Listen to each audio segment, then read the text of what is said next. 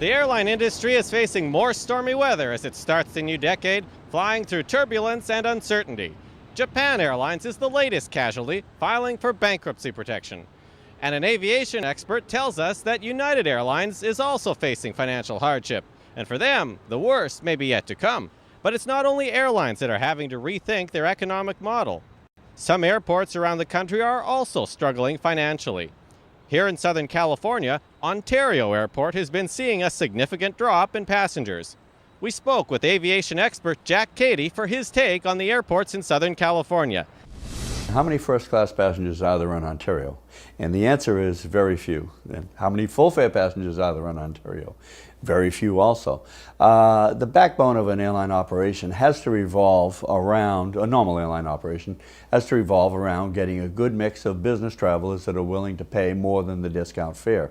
Unfortunately, Ontario, and it's a chicken or the egg, they don't have too many nonstop flights except to the hubs. They don't have any wide bodies. So the business travelers might even drive to Los Angeles. That leaves the people who are, and again, nice people in Ontario, but there's more retired people, farmers and military and people like that. They're not going to pay full fare. And when you have a whole plane full of discount fare traffic, you're not making any money. So it's a downward circle. There's less service in Ontario, so less demand, and it keeps on going in a downward spiral.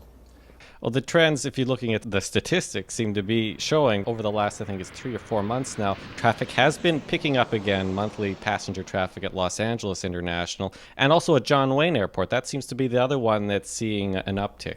And they have a good proportion of business travel. So I think that's part of it, that the businessman is coming back. You know, John Wayne is also a relatively high income area, so people can afford to take more vacations, whereas Ontario, surrounded as it is by San Bernardino and Riverside, the foreclosure capital of the state, has got a lot of people in dire financial trouble that aren't traveling. Los Angeles International Airport definitely would be the best position to weather any economic storm. Yes, among other things, it's the only one outside of Ontario that can expand. John Wayne, Long Beach, and Burbank all have various restrictions that keep them from expanding.